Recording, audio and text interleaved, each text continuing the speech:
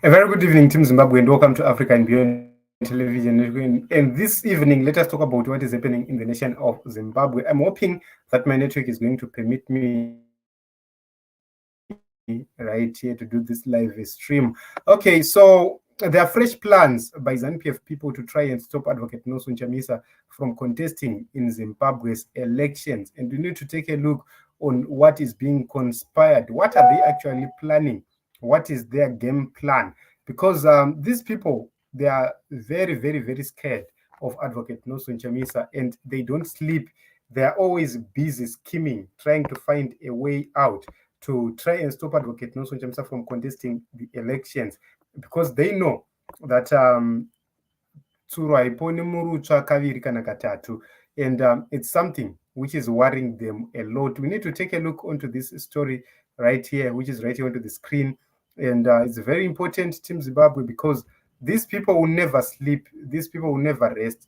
They'll keep on scheming each and every day up until their plans are achieved. So Nick Mangwana right here posted something very important. He said, on the nomination of candidates, Madam Speaker, according to Section 91 of the Constitution of Zimbabwe, the qualifications for election of any person to be to the position of president are as follows: be a citizen of Zimbabwe by birth or descent, be 40 years of age or above, be ordinarily resident in Zimbabwe, and be a registered voter. Madam Speaker, ma'am, ZEC follows these principles religiously as they are carried out the 2023 harmonized elections. This resulted in 11 persons vying for the position of president.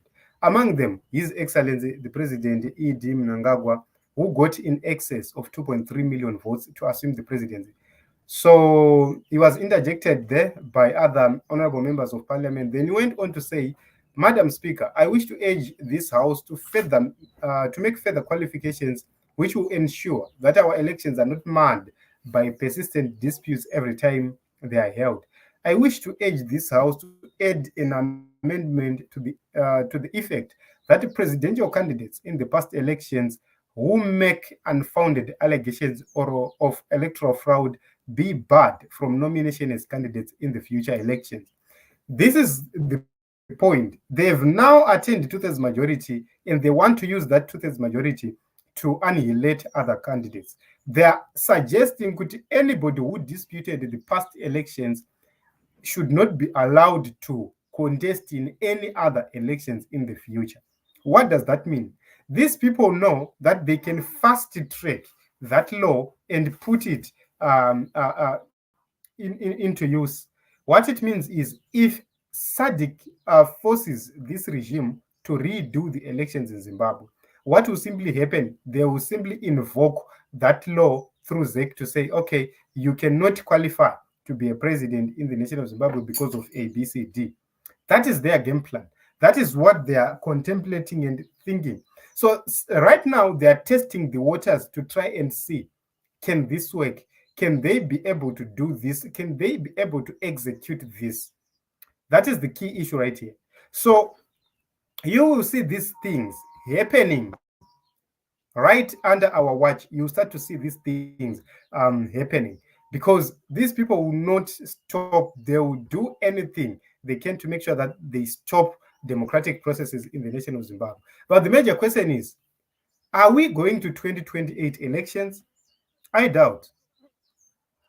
Whatever they are doing right now, they are doing it without knowing the timelines of their actions.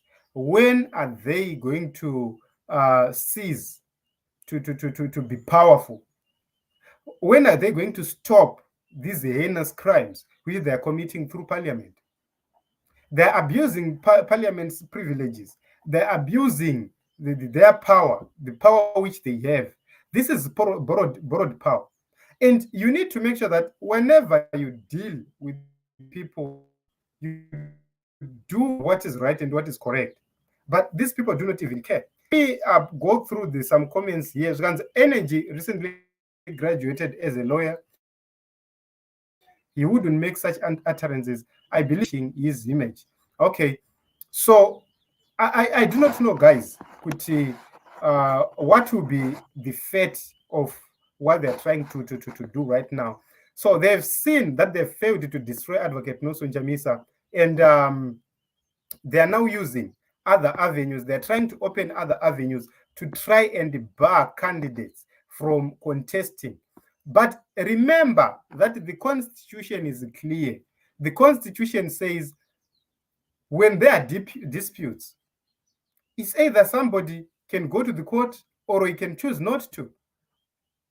That is legal, the legal position. So the reason why President Nelson Chamisa didn't take this matter to court is because the courts are compromised. It's because the courts are captured and they cannot deliver any meaningful judgment. We have seen them in the past judgments they've given to Triple C regarding the Shavangu issues. Nelson Chamisa has been vindicated several times. So right here, Nick Mangwana was trying to tell us how educated that guy, that Ndombolo guy is. Okay.